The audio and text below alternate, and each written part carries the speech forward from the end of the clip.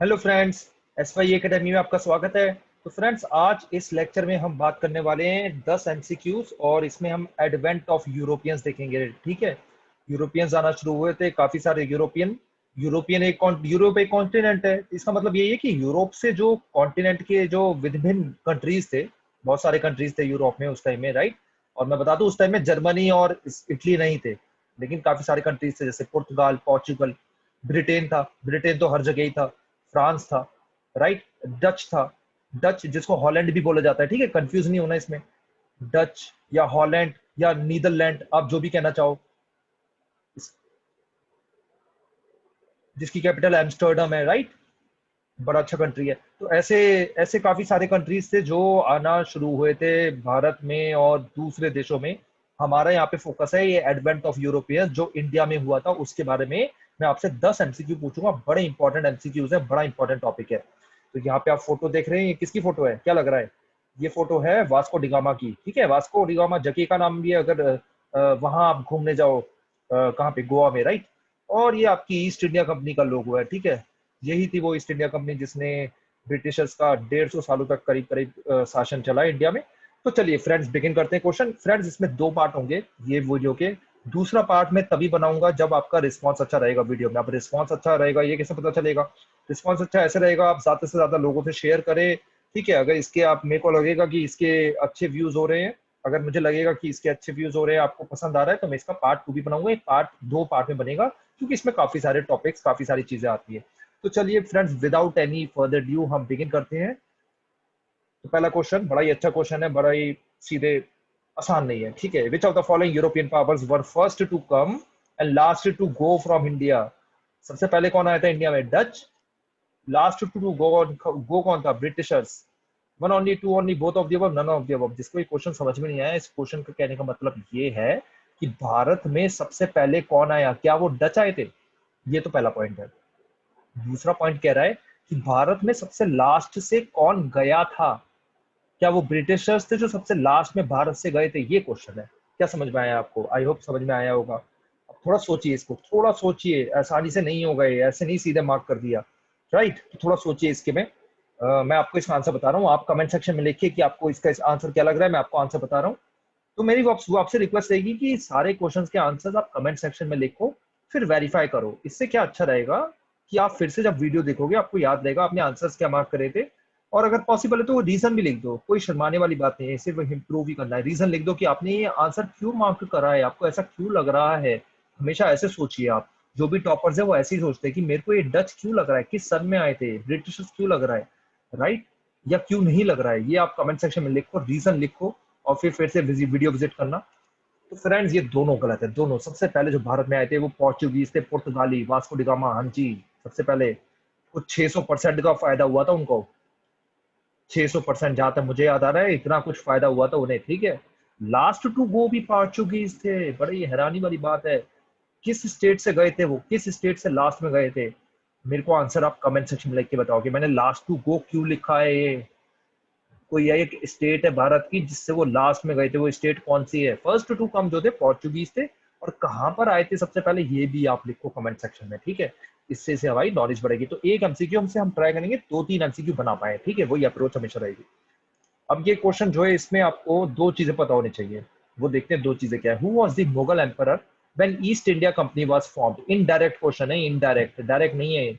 एक तो आपको पता होना चाहिए ईस्ट इंडिया कंपनी कब बनी, और उस टाइम में मुगल एम्परर कौन थे ये भी पता होना चाहिए, ठीक है। शासन किसका चल रहा था? चार ऑप्शन है, जहांगीर, शाहजहां, अकबर, औरंगजेब, ठीक है। चार ऑप्शन दे रखे हैं, तो सोचिए इसके बारे में। अब मैं आपको बता देता हूँ कि हिंट दे देता हूँ। 1600 में बनी थी ईस्ट इंडिया कंपनी। अब बताओ उस टाइम में मुगल एम्परर कौन थे? उस टाइम में मुगल एम्परर कौन थे? आंसर है अकबर। अकबर। कब से कब तक रहे थे अकबर? 1556 से लेके 1605, यही है ना? मैं गलत बोल रहा हूँ तो मुझे कमेंट सेक्शन में लिख देना। 1556 से लेके 1605 तक अकबर का शासन रहा था भारत में, याद होना चाहिए ये कुछ चीजें, बहुत इंपॉर्टेंट है। What was the reason for search of sea route by Europeans in 15th century? बहुत बढ़िया और बहुत तगड़ा क्वेश्चन है, आने के चांसेस है।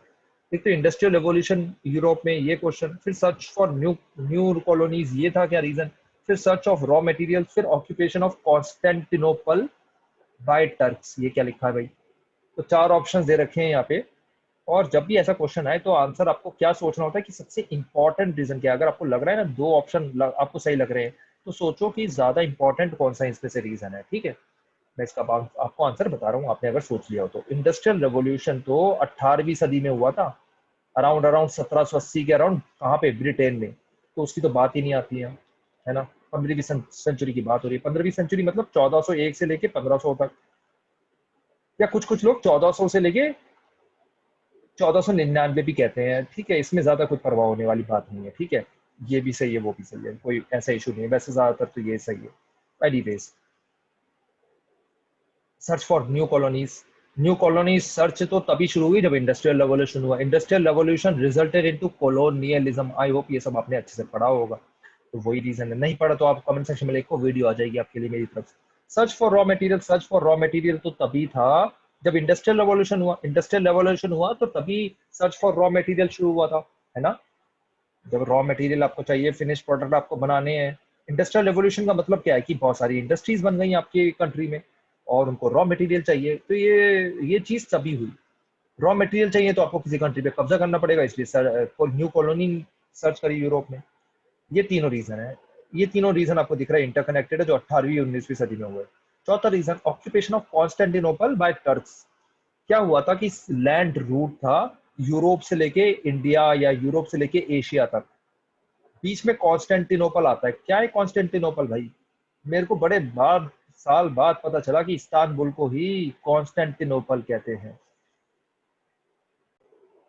तो जो एरिया है इस्तांबुल के आसपास, इस्तांबुल जो टर्की में है, उस जगह को बोलते हैं कॉन्स्टेंटिनोपल। ठीक है, पुराने जमाने में बोला जाता था। बड़ी बढ़िया सिटी है, इसलिए अभी भी आपको दिखती होंगी वहाँ की बिल्डिंग्स। तो टर्क्स ने कब्जा कर लिया। टर्क्स ने बोला भैया कि मैं क्रिश्चियंस को यहाँ से नहीं आने दूंगा।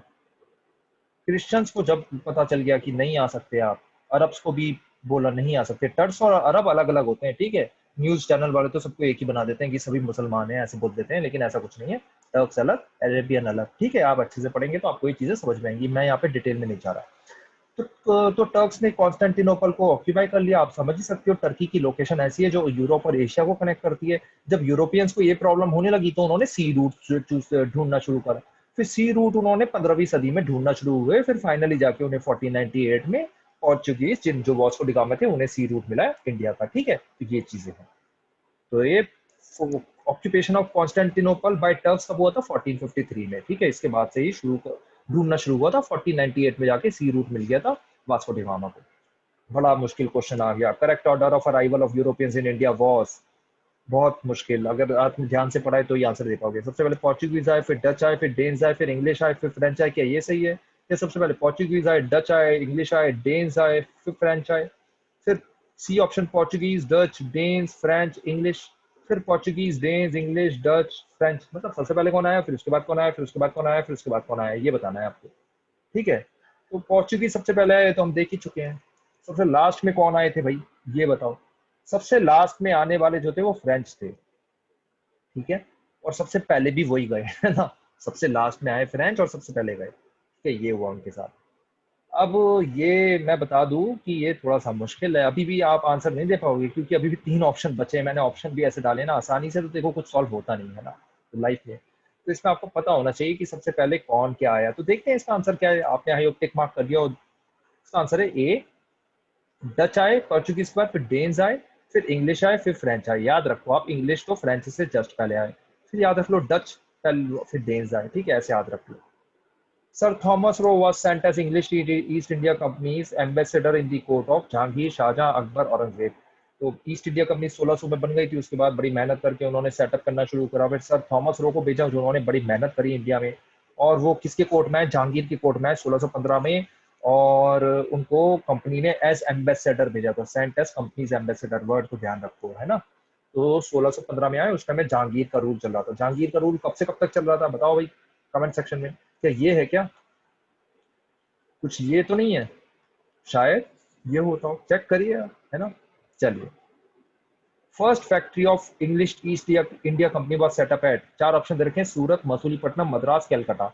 याद रखो, फर्स्ट फैक्ट्री इंडिया में लिखा है, मतलब कुछ लिखा नहीं हुआ। First factory of East India company कुछ लिखा नहीं हुआ, मतलब ठीक है, नहीं लिखा हुआ मतलब इंडिया बोल रहा है। अगर लिखा होता साउथ इंडिया तो साउथ इंडिया बोल रहे हैं, है ना। क्वेश्चन में देख लेना क्या लिखा है।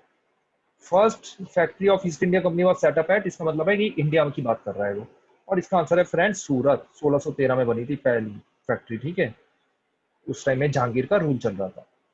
First fort of East India, English East India company was set up at, again जब ऐसे कुछ नहीं दे रखा तो मतलब इंडिया की बात कर रहा है, साउथ इंडिया की बात नहीं कर रहा, ईस्ट वेस्ट कहीं की बात नहीं कर रहा। ऑप्शन 4 है सूरत, बॉम्बे, मद्रास, कलकत्ता। तो हमने देख लिया सूरत में तो सबसे पहले क्या बना, सबसे पहले फैक्ट्री बनी। फैक्ट्री का मतलब है कि वहां पे काम वाम शुरू हो गया, फैक्ट्री कारखाना है ना, रॉ मटेरियल आ रहे हैं जा रहे हैं, ये सब हो रहा है वो हो रहा है। फोर्ट का मतलब है कि उन्होंने वहां पे एक दीवार वगैरह खड़ी कर ली है जहाँ पे उनका सेटलमेंट है, वहां वो रहते हैं, सब कुछ काम करते हैं, खाना पीना चल रहा है, सब कुछ मौज मस्ती चल रही है। फोर्ट का मतलब ये होता है, ठीक है।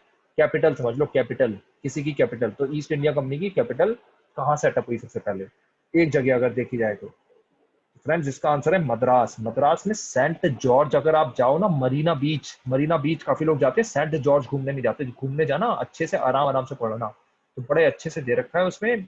और काफी कंट्रोवर्शियल चीजें भी दिखेंगी जो अगेंस्ट इंडियंस भी हैं।